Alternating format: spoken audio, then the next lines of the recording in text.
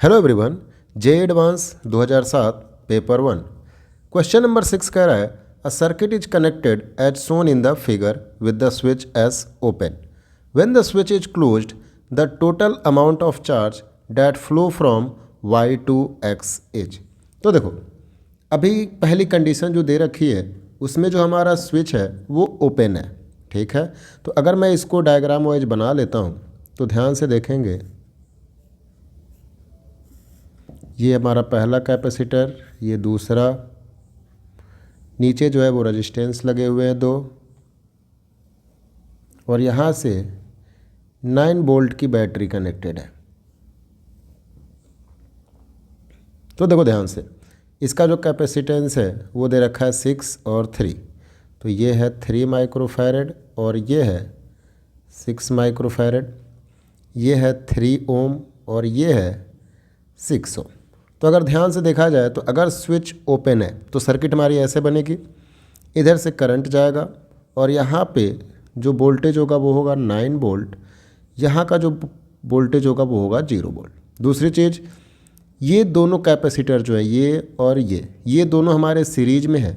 It means कि यहाँ से जितना भी चार्ज जाएगा वो दोनों पे सेम रहेगा, ठीक है। तो अगर मैंने ध्यान से देखा तो इस वाले पे मान लेते हैं चार्ज आ गया Q, तो इस पे आएगा -Q। 6 वाले पे आएगा इधर Q और इस वाले पे आएगा -Q। क्लियर है। अब देखो ध्यान से, ये कंडीशन बनेगी और टोटल अगर मैं चार्ज देखूं इस दोनों प्लेट्स की तो टोटल चार्ज जो होगा वो 0 हो जाएगा।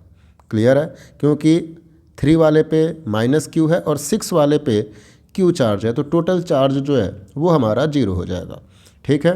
अब अगर मैं स्विच को क्लोज करता हूँ तो कितना चार्ज फ्लो करेगा, इसको अब चेक करते हैं। तो सबसे पहले स्विच जब भी क्लोज करेंगे तो होगा ये कि एक डायग्राम और बनाते हैं।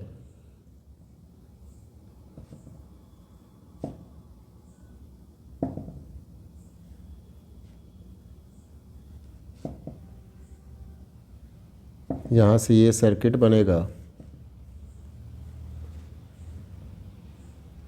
ये 9 वोल्ट की बैटरी, ये 3 ओम और ये 6 ओम। ये हमारा 3 माइक्रोफैरड और ये है 6 माइक्रोफैरड। इस बार किया क्या जा रहा है, स्विच को बंद कर दिया, ऐसे कर दिया। तो देखो ध्यान से, ये हमारा Y है और ये है X।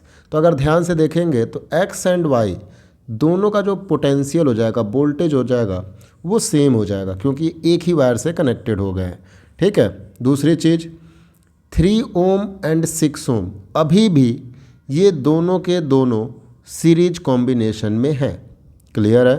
तो अगर ये दोनों सीरीज कॉम्बिनेशन में है तो इनका आर इक्विवेलेंट जो होगा वो हो जाएगा 9 ओम। और अगर मैं यहाँ से करंट चेक करूँ तो कितना हो जाएगा, करंट की वैल्यू हो जाएगी 9 divide by 9, that means current की वैल्यू आएगी 1 एम्पियर। क्लियर है। दूसरा, यही करंट ऐसे जा रहा है, यहाँ से ये करंट इधर आ जाएगा ऐसे। क्लियर है। ऐसे ये करंट चलता चला जाएगा, फिर इधर से निकलेगा और ये फिर वापस बैटरी में। अब देखो वोल्टेज देखते हैं, तो ये 9 वोल्ट, तो ये हमारा 0 वोल्ट हो जाएगा। तो इस वाले टर्मिनल पे हमारा 9 वोल्ट आएगा और इस वाले टर्मिनल पे 0 वोल्ट आएगा, ठीक है। हमें सबसे पहले ये देखना पड़ेगा कि वाई वाले पॉइंट पे पोटेंशियल कितना आ रहा है। तो ध्यान से देखेंगे तो ये करंट जो 1 एम्पियर गया है वो करंट इधर आ जाएगा 1 एम्पियर। तो 3 ओम के क्रॉस पोटेंशियल ड्रॉप होगा। कितना पोटेंशियल ड्रॉप होगा, V = IR, that means 3 volt का ड्रॉप हो जाएगा। तो टोटल 9 वोल्ट चला था, इधर से 3 वोल्ट ड्रॉप हो जाएगा। तो Y वाले पॉइंट पे बचेगा केवल और केवल 6 वोल्ट। क्लियर है। तो अगर Y पे 6 वोल्ट है तो X वाले पॉइंट पे भी हमारा 6 वोल्ट आ जाएगा। क्लियर है। अब देखो ध्यान से, जैसे ही X एंड Y वाले पॉइंट पे हमारा पोटेंशियल 6 वोल्ट आ गया, वैसे ही कैपेसिटर के क्रॉस पोटेंशियल चेंज हो गया, जिसकी वजह से चार्ज जो होंगे वो रीडिस्ट्रीब्यूट होंगे। तो होगा क्या कि अब 3 माइक्रोफैरड कैपेसिटर के क्रॉस जो पोटेंशियल डिफरेंस है वो है हमारा 9 - 6 which is equal to 3 volt.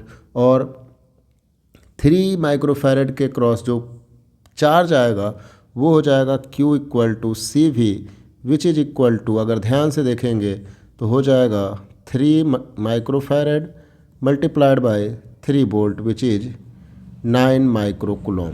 तो होगा ये कि इधर वाले पे आ जाएगा, अगर देखा जाए तो इधर आएगा 9 माइक्रोकूलम और इस पे आएगा -9 माइक्रोकूलम।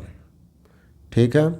अब देखो 6 माइक्रोफैरड वाले के क्रॉस जो हमारा पोटेंशियल डिफरेंस है वो हो जाएगा 6 वोल्ट, जिसकी वजह से इस वाले कैपेसिटर पे आएगा जो चार्ज होगा वो आ जाएगा 36 माइक्रोकूलम और इस पे आ जाएगा -36 माइक्रोकूलम। तो देखो ध्यान से, पहले इस दोनों प्लेट्स पे हमारा जो टोटल चार्ज था वो 0 था, लेकिन अब अगर ध्यान से देखा जाए तो इस दोनों प्लेट्स पे टोटल चार्ज 0 नहीं होगा।